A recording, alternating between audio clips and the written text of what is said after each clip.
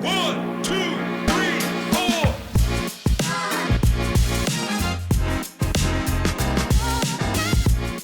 Hello, everyone. This might just be the biggest episode we've had on our podcast. I am absolutely thrilled to welcome Yasser Bashir. He's the CEO and founder of Arbisoft, which is, if you're in Pakistan, you know it. And if you're not, then it's a leading software development company with a global footprint. Yasser is a computer science graduate from LUMS and then Stanford University. And he has an impressive career in software engineering and leadership roles at companies like Orthoclear and Align. But in 2007, he went with true calling and he founded Arbisoft, which now employs hundreds of people across Pakistan, Australia, Texas, Malaysia, has been serving as a backbone development partner for many organizations, including Kayak, MIT, edX, Insurify. And Yasser also is an active angel investor and deeply committed to the growth of the entrepreneurial ecosystem in Pakistan. And today it's a pleasure for me to discuss with him everything related to entrepreneurship, building in Pakistan, Arbisoft's expansion plans, and hopefully also certain policy changes that are important for us to become the next big thing, as many have claimed Pakistan to be. So welcome to the podcast, Yasser. It's a pleasure to have you on board. Thank you. Thanks a lot. Really glad to be here and grateful that you considered me for this episode. Right. Thank you so much. So I'm not going to waste any time. I know you're on a strict calendar. So we'll start with kind of just going through your journey as an entrepreneur and, how and why you started Arbisoft. Okay. So I think mostly it was accidental. I usually quote 3 reasons why I ended up becoming an entrepreneur, if you will. I think the first one was that I was in jobs for the first 10 years of my career and mostly in engineering jobs. And as an engineer, I tried to do as best as I could, right? I mean, I always tried to be a good employee, a good engineer. So I think that is an important aspect of it. Those companies were very entrepreneurial. So they were, building really cutting edge products. So that gave me a sense of, what product development or entrepreneurial business development is all about. So that's the second reason. And I think the third and possibly the most important reason is that some of those companies kept shutting down and I was in between jobs. So I ended up, basically deciding to start a business of my own. If those jobs had continued, I was pretty happy. I was making a difference. I was doing high quality engineering. I probably would have continued those, but because, for one reason or another, those companies shut down, I decided that I should give it a shot myself, starting a business a shot myself. So one of the things that I see in people sometimes is that they only have one reason, which is that I'm in between jobs. So, let me start a company. In my case, there were definitely more than there was definitely more than one reason. And when you thought about it, did you was creating a software development company the first thing in your mind, or did you think about maybe, starting a product company and you stumbled on different ideas and then finally kind of, rested with this software development company idea? That's a good question. We started building a productified service company. The reason for doing that was that, in those days, I'm talking about 2007. In those days, funding was not easy to come by. Unless you were playing in the international market, Pakistan was not known for a destination for entrepreneurship or product development. They were still early days. So we decided to start a productized service because it's easier to bootstrap those kinds of companies. You don't need a lot of funding. And the very first company that I started, it was a company called Deep Pixels. And the idea was that the productized service that we had was just post-processing of medical images coming out of CT and MRI machines. So it's a skill which requires some training. So it's not like, you can have competitors. There's still some barrier to entry. So if you're successful, other people can't just get up and start offering the same productized service because, there is a training requirement. In the US, this job is called an X-ray technician. So we essentially learned what X-ray technicians do, trained our own people here, And then we started selling that service to labs, imaging labs in the US. So that was the very first, company that we started. And then it slowly kind of automatically evolved into becoming Arbisoft, because to build the platform that would allow us to, sell that productized service, I had some of the engineers who had worked with me at previous companies come along with me, and they built the initial platform. Very slowly, we started realizing that it was a good business to be in, but it was not a very scalable business. So it would probably not go to like thousands of people. So it would probably, just plateau at a few tens of people. So then those engineers, because they had come along with me for Deep Pixels and they had time on their hands, we thought maybe, we should start using their time to do software services as well, because software services is what I had done all my life before starting Deep Pixels. Or software building is what I had done. So I said, we've always built software for the product companies that we worked for. Let's build software for other product companies now. So that was the kind of the genesis of Arbisoft. And we started doing some software projects for other clients. And some of them luckily became big enough that eventually Deep Pixels first became kind of like the secondary business that we had. And then slowly we kind of packed it up because we felt that, all of our attention was needed on the software side of the business. Thank you so much for sharing that very exciting journey that you endured, that you kind of went through to finally create this extremely impactful company in Pakistan. And I also want to understand, how has entrepreneurship and the technology landscape, you kind of touched upon it briefly, but how has it changed from 2005, 2007 when you first started your company to now? What has, because you're one of the few people that has access, or, can give us that perspective or peripheral vision from that time to this. And, how has that changed? How has it evolved? Good question. I think the primary way in which it has changed is that at that time in 2007, funding sources were not widely available, right? So it was not easy to raise funding. It was almost impossible to raise funding from Pakistan, and generally not easy to raise funding from outside of Pakistan as well. So that, I think, is one significant way in which it has changed. Now there are funding sources available both within Pakistan and outside. There's angel networks, there's VC companies, and obviously a lot of external funding has come into Pakistan in the last couple of years, with the exception of the last few months. So I think that is significant. But more importantly, at that time, I don't think Pakistani investors and investors from outside Pakistan were also looking at Pakistan as a potential market for which solutions can be built, right? They were not thinking of, okay, let's build products that solve problems for people in Pakistan. I don't think that was a very prevalent thought. I think that thought became prevalent only after seeing the success of the same model in Indonesia in the 2012-13 timeframe. And obviously, India has also had some success in the last decade or so, purely building products. Obviously, don't forget that India had a huge success story when it came to technology or software services.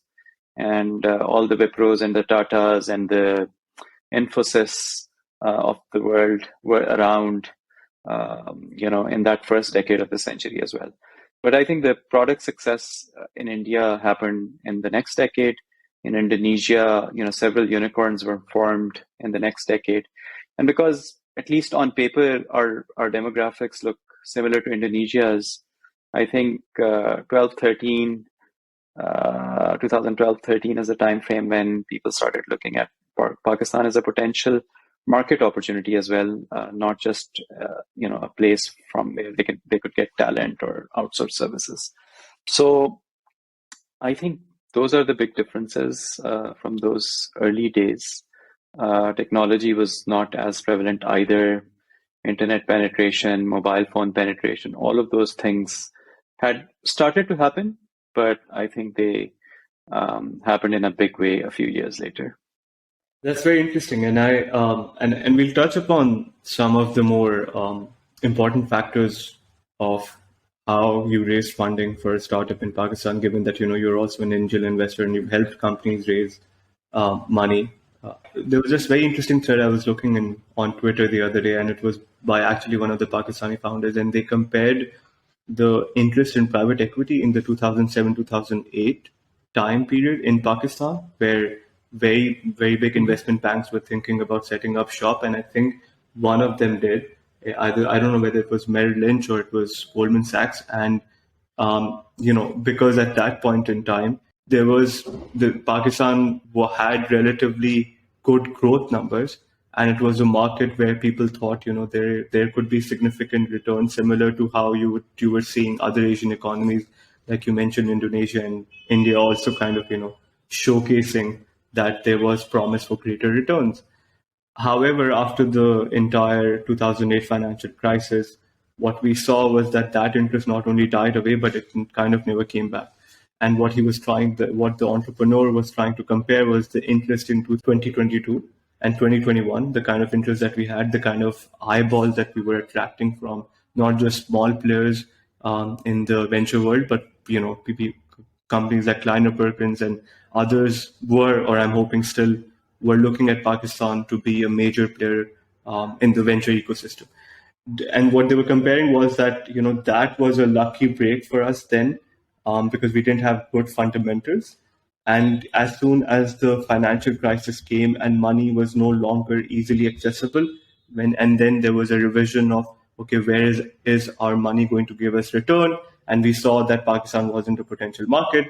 They were comparing the same thing in 2022 and 2021, where there was a lot of access to VCs for money, a lot of money, and they thought Pakistan could be one of those big players similar to India and Indonesia.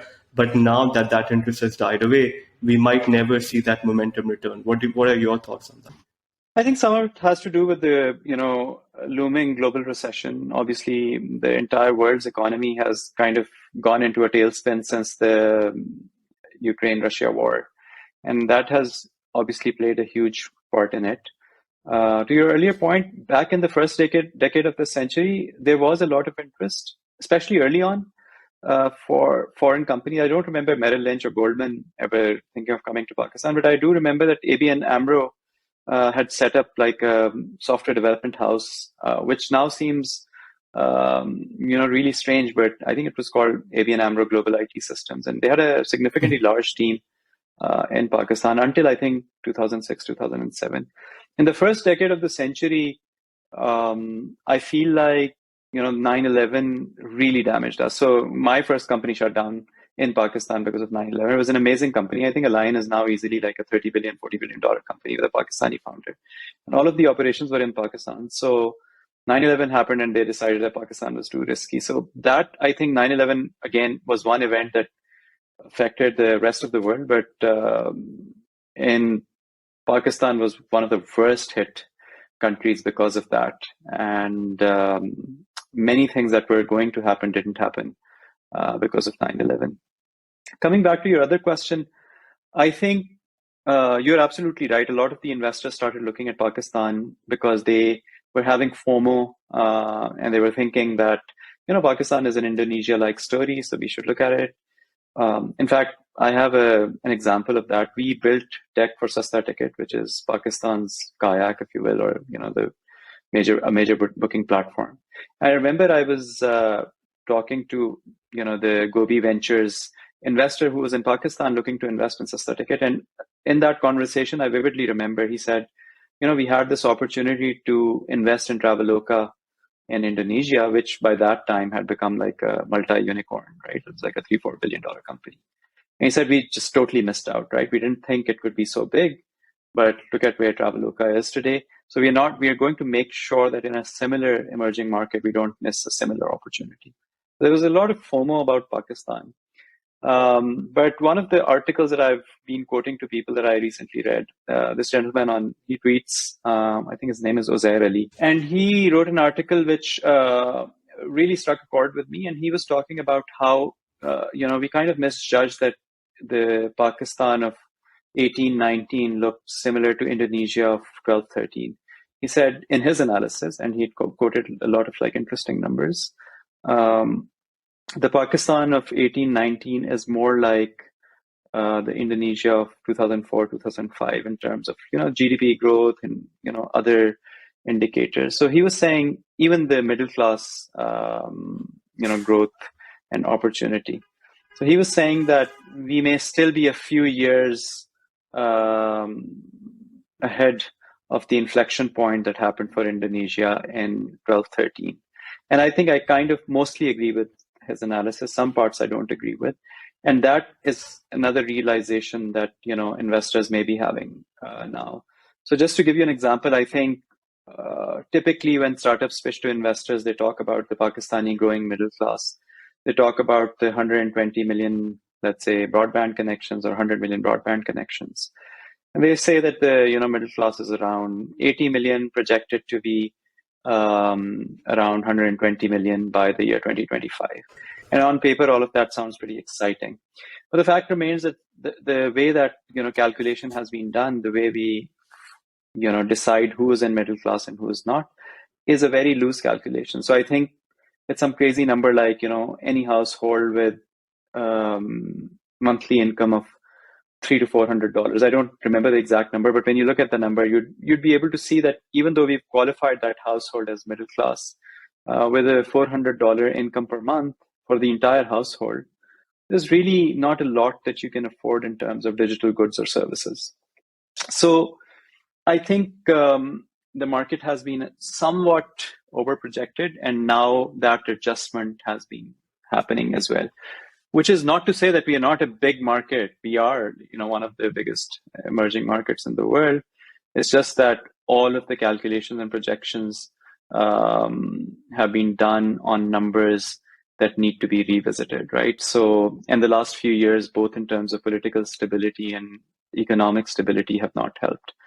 So all of those factors combined, the global recession, the war, the fact that we haven't done so well politically or economically in the last few years, and the fact that our previous projections were based on stats or analytics that may need a revision, I think have kind of led to the slowdown of investments in Pakistan. But just by virtue of being a very large market, 220 million people, it's only a matter of time. So our timing may be off, but I still look at Pakistan as a place rife with opportunity for disruption, for creating products and services. And pretty much every sector, whether it's public or private, is underserved in terms of the convenience, in terms of the, where the rest of the world is. So the opportunity is huge. And the real monetization opportunity may still be a few years away, but it's 100% likely to happen, right? There's no doubt that it will happen at some point. Funny point. My first job was at SochCast. Right after graduating, I was working at SochCast. That was my first job. And I plan to also get Shazil on this podcast very soon. And I completely agree with you. I think a lot of what had happened was that I think for Pakistan, even with all the estimations that you felt that you just talked about, inflated expectations, I agree with that analysis. And I think that if we look at our own if we look at our own situation, I think there is a lot of governance problem, right? And I want to touch upon that for a minute, because we can't, and governance is related to politics, and neither of us are an expert in politics. And I don't know about you, but I don't want to kind of get any political commentary. But what we can do is that we can draw parallels about governance in other economies like India and Indonesia, and the kind of support that they received to be able, and the kind of, not just the support, right? There was this identification that in order to make ourselves an economy that kind of creates value and then exports it in a fast-tracked way without being able to set up the same fundamentals that, let's say, economies in Europe and America have been doing, venture is like a magic potion for that. And I just feel like that has not really quite settled in when it comes to governance in Pakistan. So what are your thoughts on that? And what kind of steps or policy changes can we start about thinking that can, at least help us actualize that Pakistani startup dream in the next 5 to 10 years? I think you're absolutely right. Governance obviously plays a huge role in this. But to my earlier comment, that governance even the problem that needs to be solved even before that governance problem can be solved is the political turmoil that we've been going through for the last many years. I'll tell you, I mean, so I was talking to Mueed Yusuf, who's an amazing person, and he was the national security advisor in the last government, and he played a really crucial role in creating the national security policy. And he said that in the national security policy, it is very, very clear that the biggest threat to Pakistan's national security is economics, but more specifically the economic disparity between urban centers and rural centers. For example, the difference between KLI, Karachi, Lahore, Islamabad, and the rest of the country. And he said if you talk to politicians, they'd all agree behind closed doors that that's the biggest threat to security. But when you actually talk to them in front of the camera, they would not. They dare not say that the biggest security threat is not the Kashmir issue or other issues that have been around for a long time. So because they want to do political point scoring by bringing up issues which may not be the real issues. So unless politicians in Pakistan agree on what the real issues of Pakistan are, any policy making like the national security policy would just be essentially a formality, and no one would actually work on it. So I think the best thing that can happen for Pakistan, even before solid policy making, is political stability, some national consensus on what our real issues are. Behind closed doors, that consensus exists. I think one of the positives that I see coming out of all of the political instability in the last couple of years is that I think now, even openly, many people, including the army, including the bureaucracy, including the politicians, have started saying that we need to be a globally competitive, export-oriented, productivity-oriented country. And, that's what is going to determine our national security as well. So I think that's been a positive change. We just need to build political consensus around it, as in politicians need to do that. And then any policies that are made can have some longevity. Otherwise, if you don't have consensus on, yes, we all agree that this is the top priority, you build a policy, but the next government would just almost make it irrelevant. So the political issue needs to be solved first. Now, that does not absolve us as in entrepreneurs and business people and students and employees of companies. It does not absolve us of our responsibility.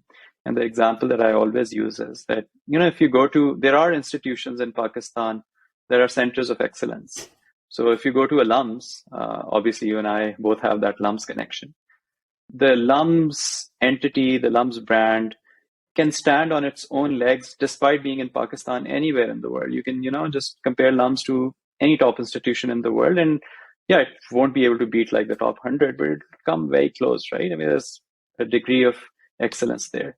So that's what I think is incumbent upon us, that all of us need to be thinking about making ourselves in those little pockets globally competitive and achieving that level of excellence despite the challenges that we have. That's what entrepreneurs have, right? I mean, they see all the challenges and they still figure out how to pursue excellence.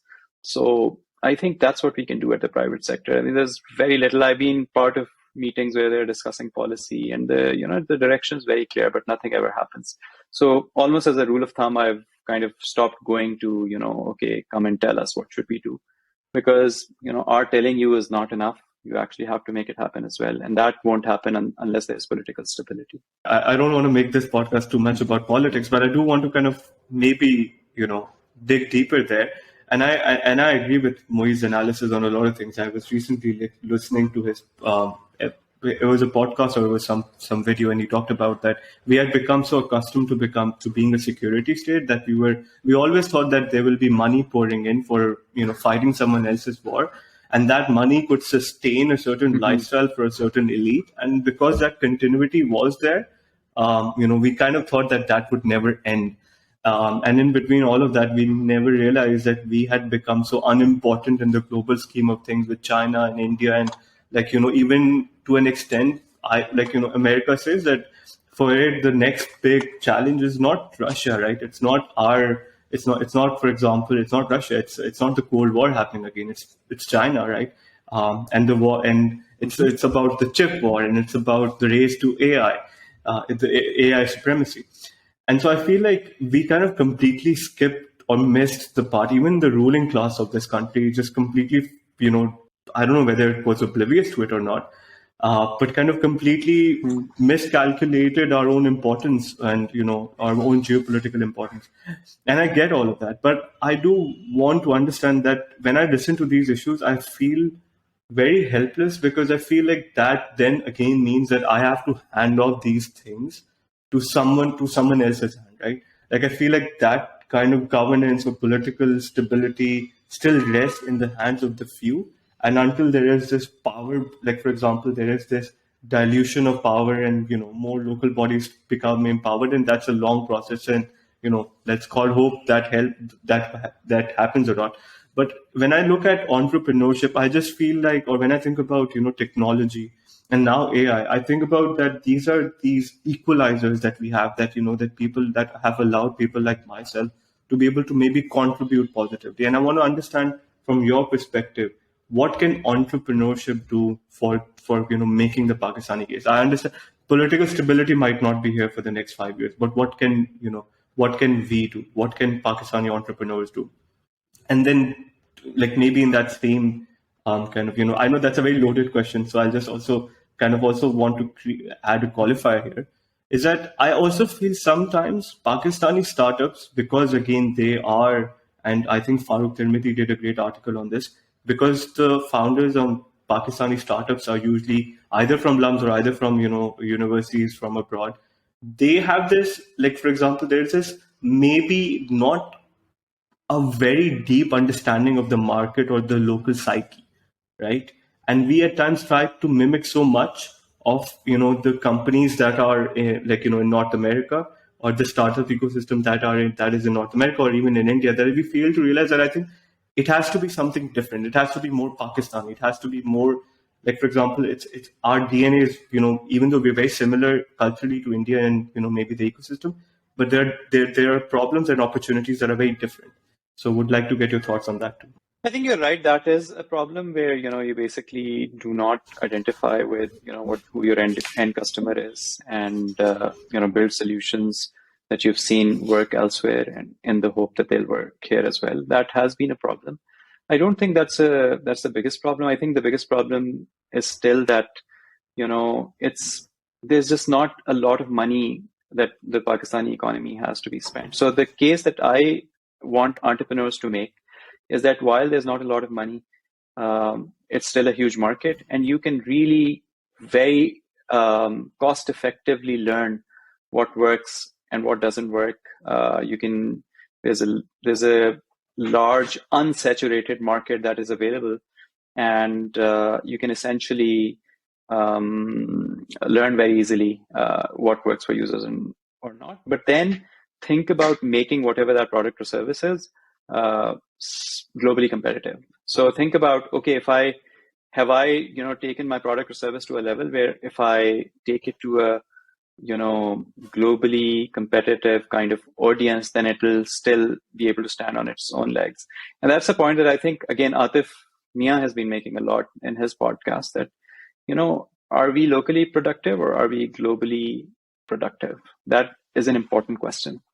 So my message has been consistent to entrepreneurs for the last few years, that if you're just relying on the fact that the Pakistani market is an untapped, unsaturated market, but your solution is otherwise not optimal for a market with a little bit more competition, then make it so. Work on making it more competitive.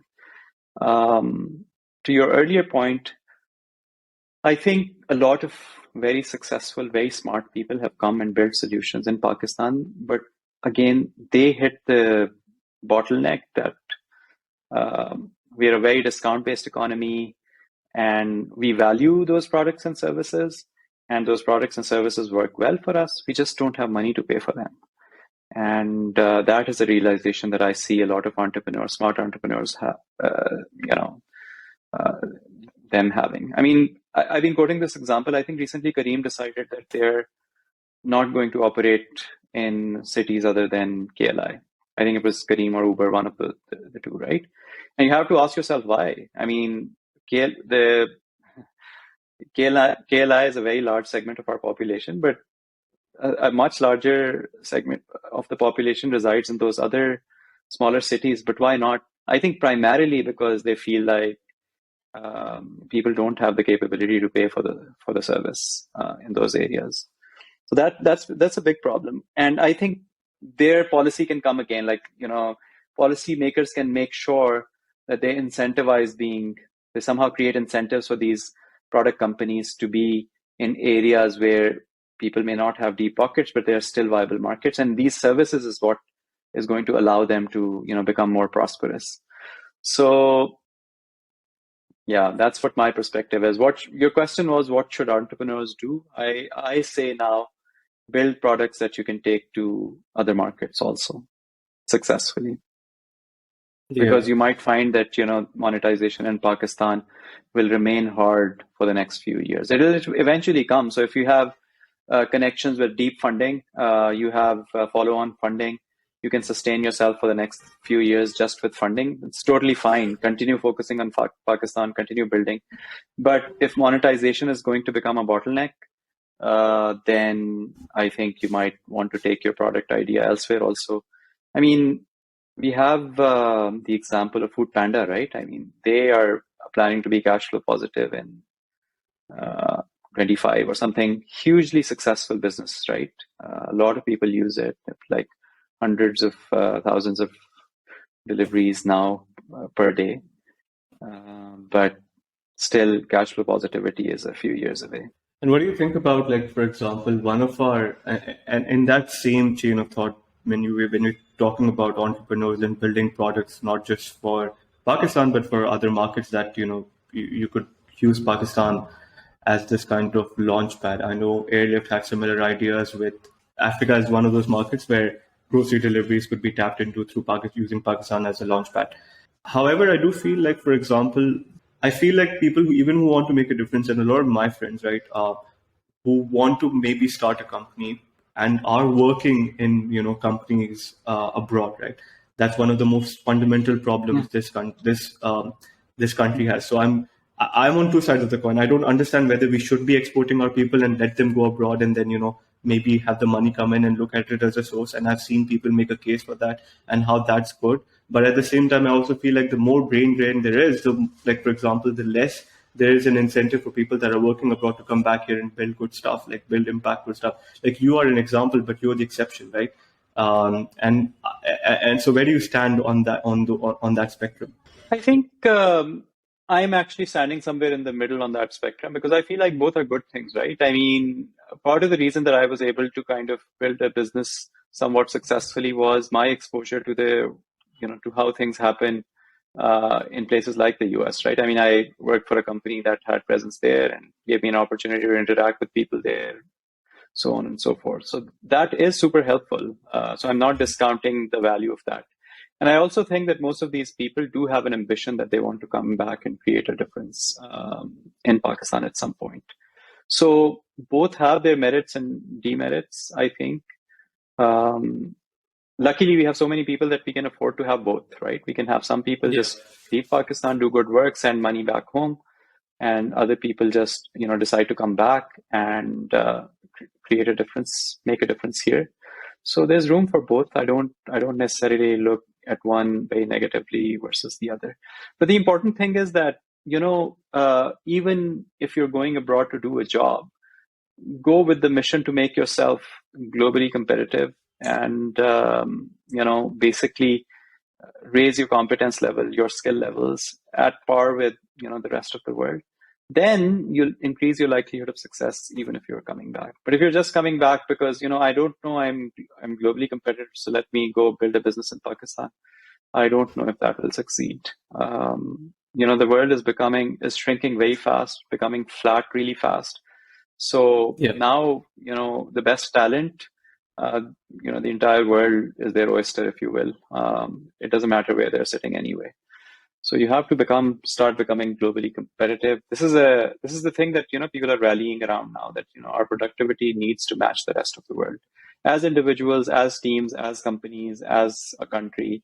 I like that mantra. I think this is a mission that we should all get behind. No, I completely agree. That's an answer that satisfies me a lot as well.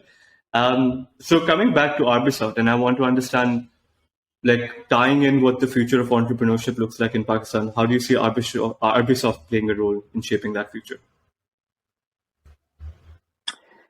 I think we see ourselves playing a very, very strong role. And we obviously have traditionally been a software services company, but we've had quite a lot of success in building products over the last few years that we hope to continue replicating and expanding over the next few years as well. And part of the reason, again, that we are able to create that success is that by luck, we ended up doing, providing services to some of the leading product companies in the world. Like they were market leaders in their verticals. You've named a few in your intro.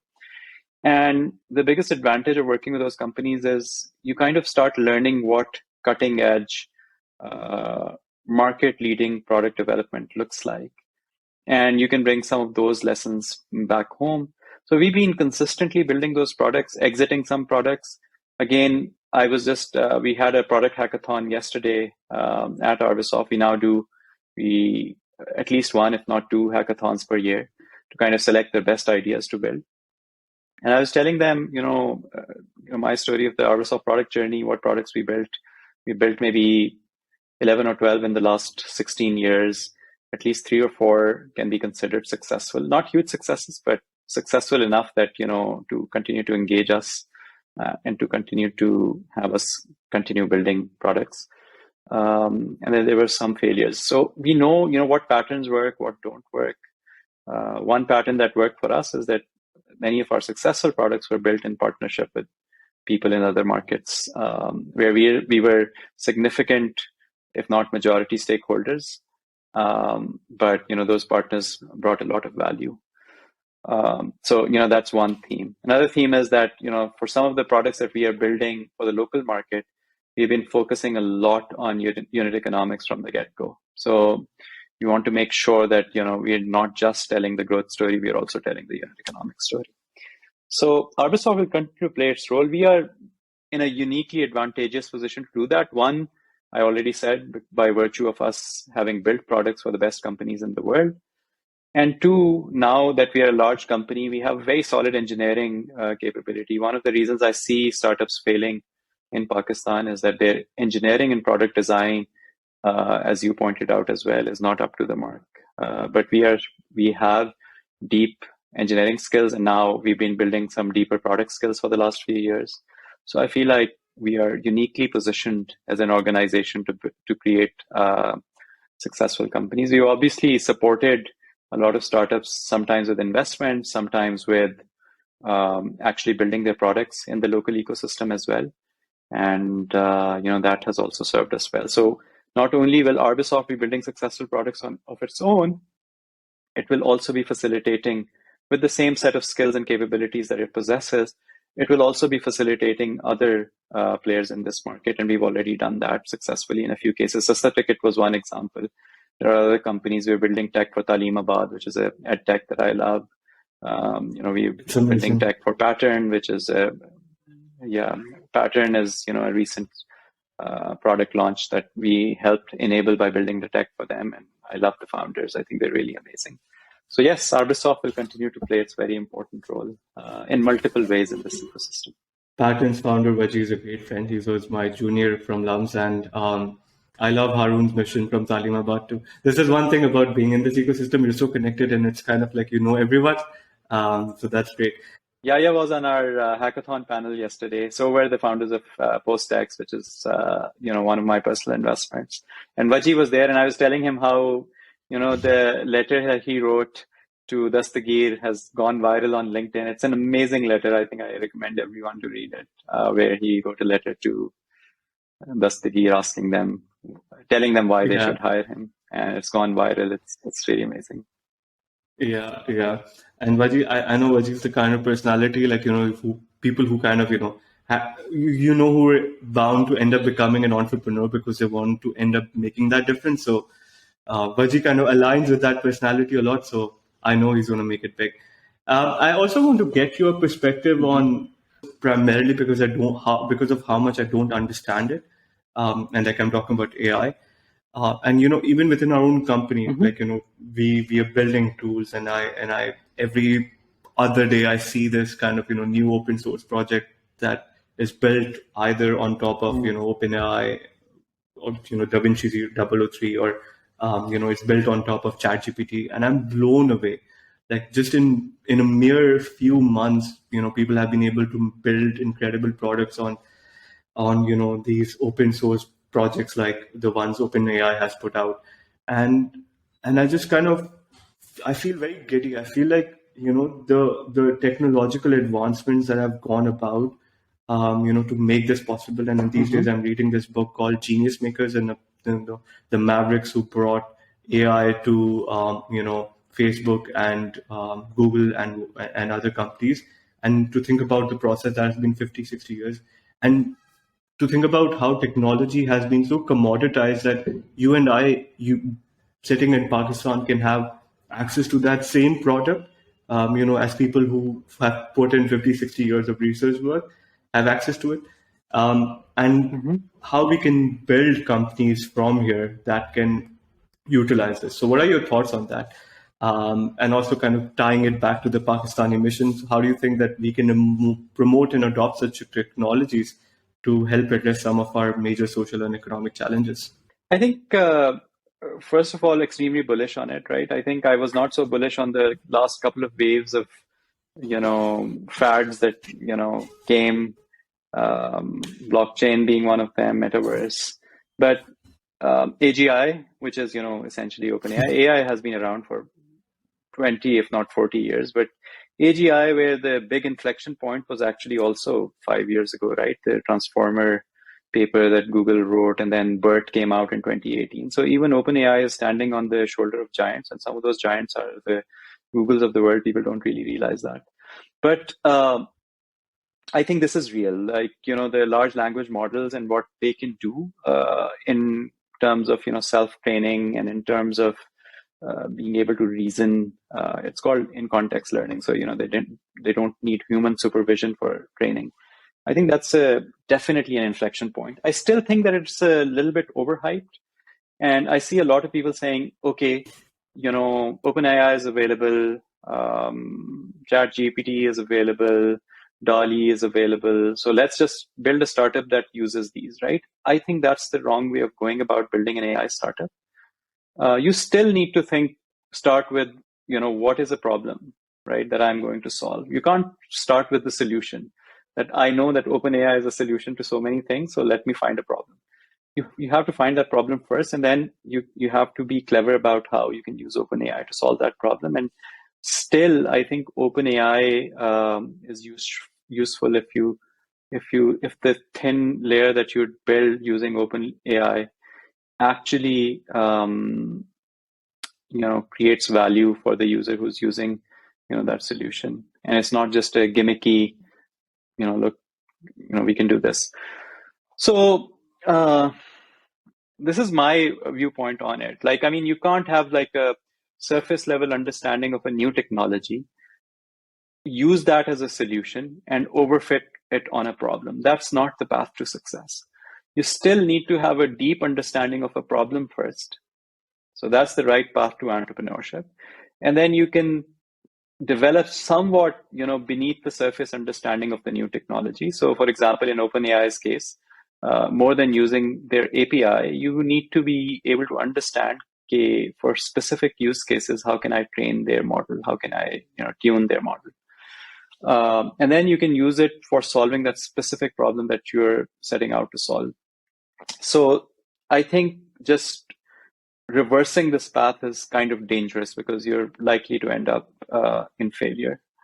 Sam Altman himself has cautioned against it, right? He said that we made the interface look so good that it's almost deceptive how good it is. And it's actually not as good as you think it is. The founder of the company tweeted that. So, you have to basically take it with a pinch of salt, define your problem and understand your problem space really well before you start overfitting an AI solution to it. That's what my advice.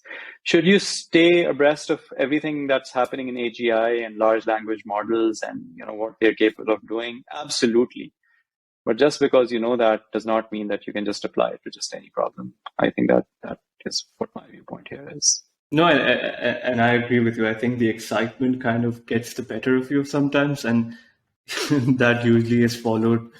I was listening to this podcast, and it says that because finance people control the money and technology builders end up making big, creating the technology, there's often a discrepancy, in their viewpoints on when an outcome is going to be achieved. And people think that just because you can put money into it, it's going to happen soon. And again, like I said, I've been reading this book, and I've been tracing back the journey of AI from Minsky and how that took decades, right? And like for example, at terms like the idea of a neural net or an LLM. Sorry, not LLM, but the idea of a neural net was, for decades thought of as a dead end in AI because people said that if you want to pursue AI, it's more about symbolic AI. Don't go into neural nets because the self-learning mechanism that you feel that can give you answers to any problems, be it was kind of said to be a dead end. And now that I'm thinking about it, I kind of see, what people are talking about and all of the VCs writing these newsletters about how this is the next big thing. And I feel like you're right, as is with every technology, as we saw with internet and as we saw with, the dot-com bubble, it will go through a phase where there will be a realization on why, it's important to think about a problem and the problem needs to be solved. There are certain things that, for example, the utilization that I feel that can be used within the Pakistani context, right? Education is one example. Payment processing is another example. That I feel like you said, right? One of our bigger problems is that we don't have good engineering teams. I feel like solutions like these kind of help us, if not be a permanent solution, but kind of be a placeholder for that. As someone who might be an aspiring founder, I feel like if you give, if you tell them that this is what's possible, it might still go a very long way. What do you think about that? 100%. I think there's no question about that, right? I mean, you understand the technology, and then once you fully understand it, or understand it to a requisite level, then I think you get a different lens for looking at problems, and you basically start thinking in terms of how would LLM, how would a OpenAI like technology help me solve this, and it's happening. It's already, in some cases, it is happening. It will continue to happen. But what I was trying to caution against was having a superficial understanding of the problem and having a superficial understanding of the technology, combining the two to create a solution is a almost certain path to disaster and failure. So you need to have deeper understanding of both. In terms of what you said about AI, look, there were big inflection points, right? So neural nets was a big inflection point. Obviously, that is 40 years old, if not more. And then the deep learning was a big inflection point, which was, I think, towards in the first decade of the century, that, you decided that if neural nets could have many different layers, then it could be a deep learning neural network, and it can, give predictions much better. Previously, deep learning was not possible because, compute was not available. So you just did not have the compute power to enable very deep, very complex neural nets. And then 17 is, when the LLM, the transfer paper came out, that was, I think, a big inflection. And you're not alone. Many AI practitioners, I was listening to the Stanford professor's lecture yesterday, professor of linguistics. He said he did not believe in kind of in-context learning up until 2017. And he thought that the only way to train neural nets was to, have a lot of human provide trained data, and then the neural net can train itself. But, this kind of in-context, self-supervised learning idea, he just did not think that it could succeed. And he said, now I see that it has succeeded. I still don't know why, but I know that it has succeeded. So if a Stanford professor is saying that, then I think all of us can, basically feel a little bit humility and how little we understand this. So I'll just ask you this one question about, specific to AI that is of interest to me. I don't know about the audience, but what do you think about AGI? Carmack and Demis Hassabis definitely seem to believe, Musk as well, right? Amongst others, definitely seem to believe that it's going to be here in the next 20, 30 years.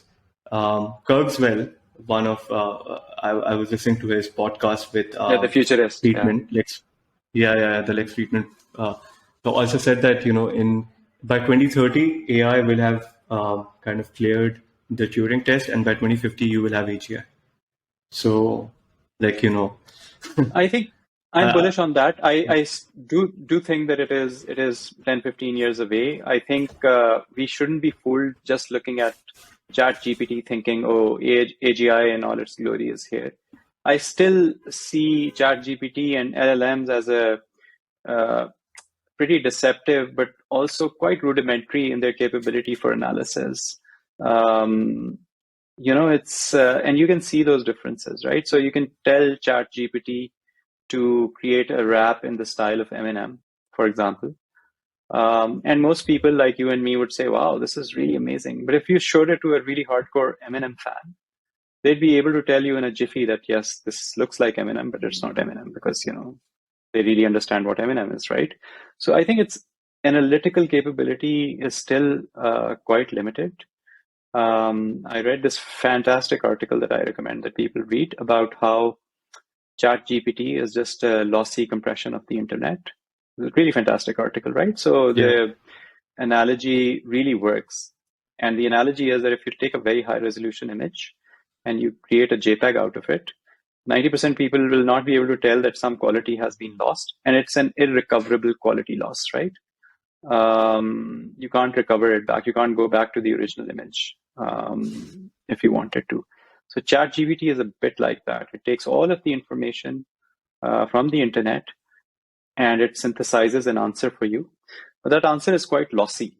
You can't go back to the original source of data from that answer. And the article makes this really fascinating case that if it was not lossy, then you'd use that answer to train the model itself some more, right? I mean, why is ChatGPT limited to data until 2021? Why is it using its own answers to kind of retrain itself? Because those answers are a little bit lossy. They're only a summary of what it has seen. It has not deduced new logic or new creative ideas. It is essentially a summarization or a synthesis. So I think that's a really key point. There will be some inflection point where AGI starts creating new knowledge or starts creating things which are completely creative new ideas. You look at a Dolly painting or a stable diffusion image and you say, wow, this is, this looks really new. That's because you don't know the 10 billion images that it was trained on. But if you could just go visit all of those images, you might be able to see the logic in how that new image was created. So I think I'm bullish. I think AGI will come. It'll come in our lifetimes for sure. Is it happening in the next 2-3 years? I don't think so. Yeah. Or I don't think it happened to a level where you basically, it passes the Turing test, right? The Turing test where you ask AI questions for a sufficiently long period of time and you can't tell it from a human. In ChatGPT's case, for example, give it two very large numbers and ask it an adversarial question. And an adversarial question is a question where you're almost aiming for the AI to fail. And you give it two very large numbers and you say, isn't the sum 1 million? And in many cases, you'll see that ChatGPT will say, yes, you're right, the sum is 1 million, because there are very obvious limitations of it getting some quite obvious things wrong. Yeah. And it's kind of like, for example, there's a lot of talks about, I don't know if you've seen how recently, like how some of the disastrous results from the Bing search that have sprung up on the internet. And also from a more ethical perspective, there's also been a lot of talk on Twitter about how AI, like the current ChatGPT is very has a political perspective. Like for example, in some cases it's more left leaning. In some cases, it's more like, for example, like the model that it has been trained on is again, not representative of, let's say, everyone. And these are obvious loopholes. I think that, yeah, that issue exists with all AI, not just ChatGPT, not just with AGI. It exists with, AI. It exists with supervised learning, for example. If there are inherent biases that humans have used in, the data set that's being used to train the AI, or that the AI is using to train itself, those biases will, in some cases, be amplified. And there's this very old problem that people have built AI systems to kind of screen resumes. So if you are biased against people of color, or a different gender, or minority segments of the society, then AI will also learn those biases, and they'll just trickle down. I think the good news is that there is a lot of research happening also on these ethical implications of AI. There are a lot of people in the world trying to prove that biased data can result in biased AI systems, and working against identifying those.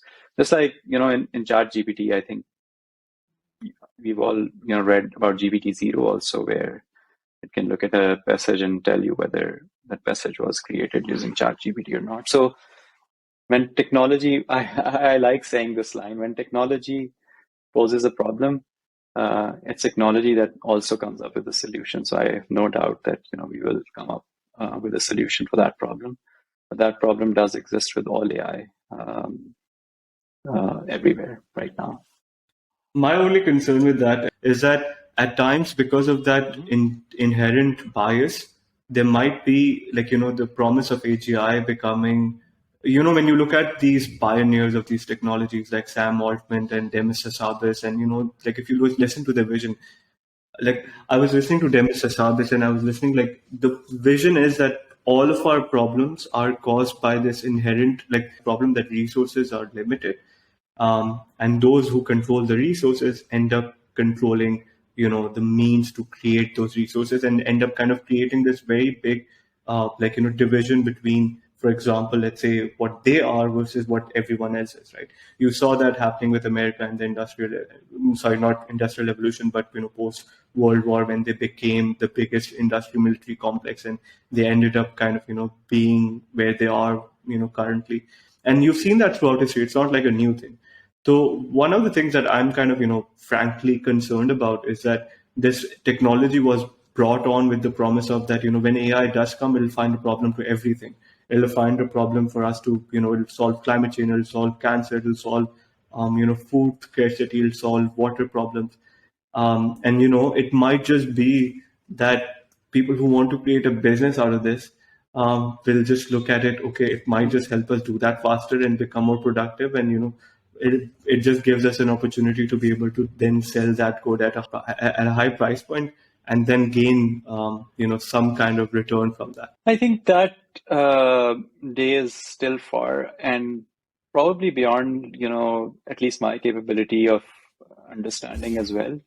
When that happens, I do know that all of the best AI today and for the next few years, 3, 4, 5 years, contrary to all the hype around it, is still going to be used at best as a tool to empower humans to do more.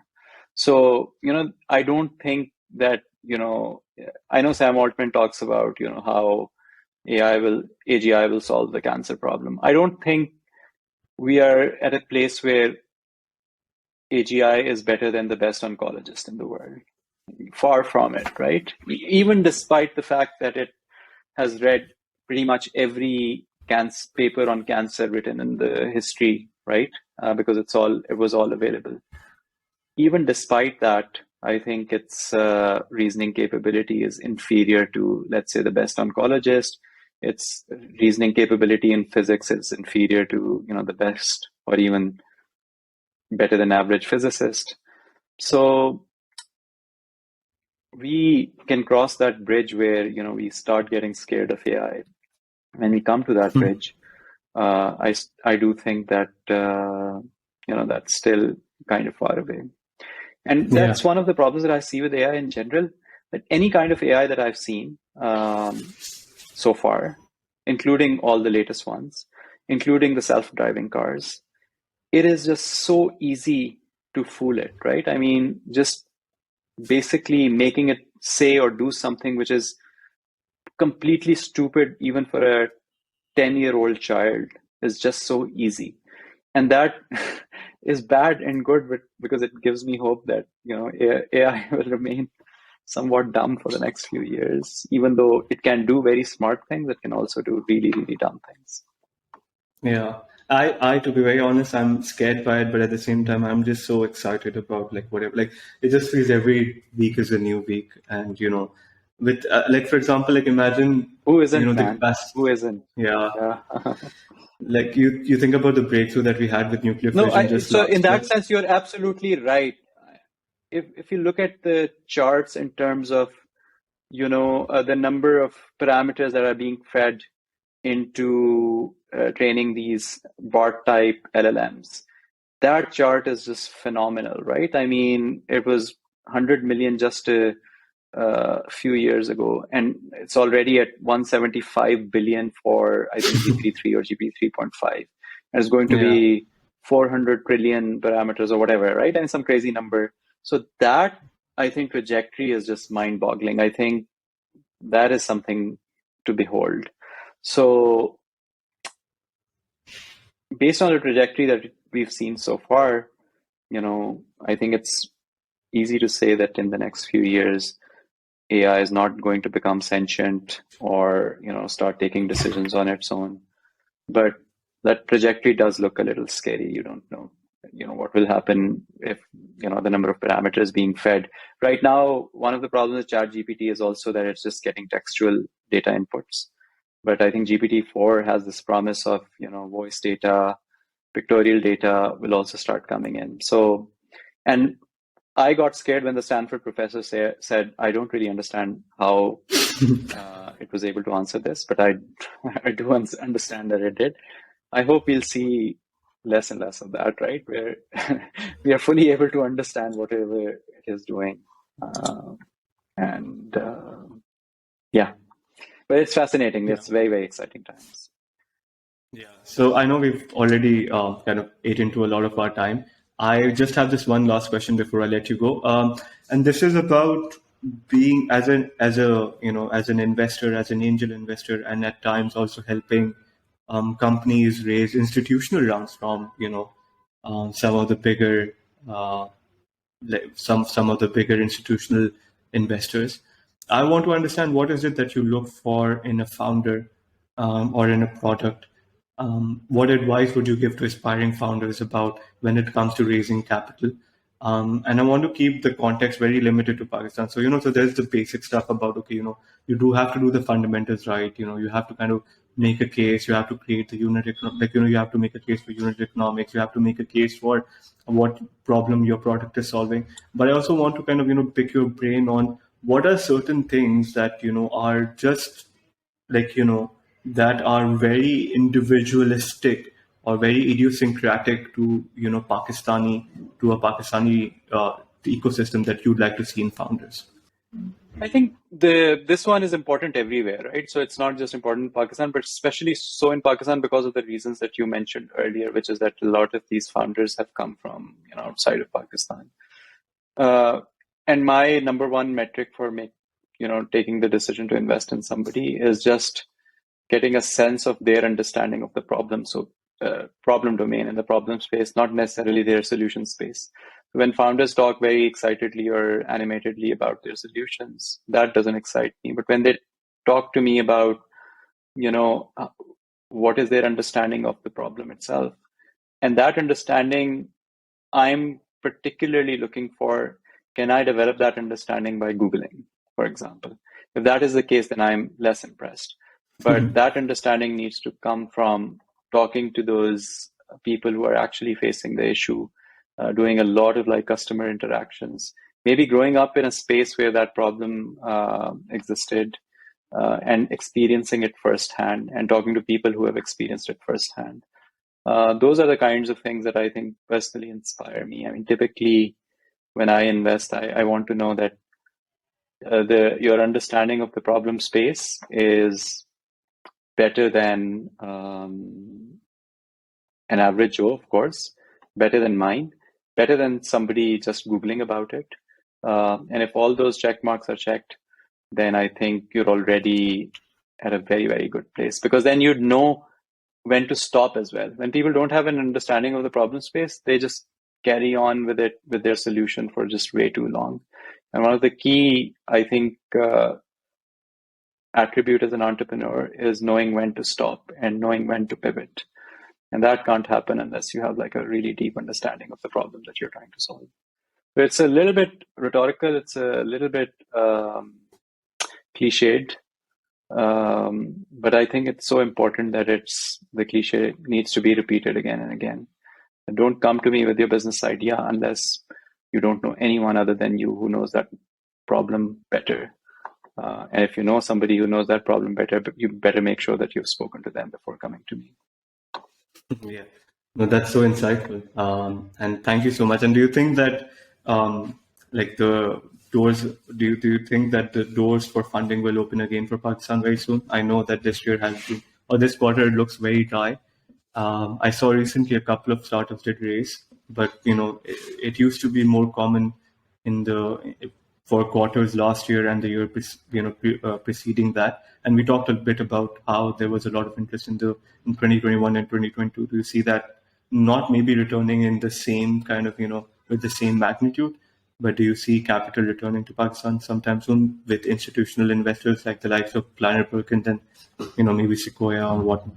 100%. Like there's absolutely no doubt in my mind that that's going to happen. In fact, it's kind of started. Abhi aapne, like you've seen TechLogix just raised $7.5 million for their product. I think it's something Phi. It's in the fintech space, and they do have some brand name investors in there. So it's only a matter of time, and it's already started happening.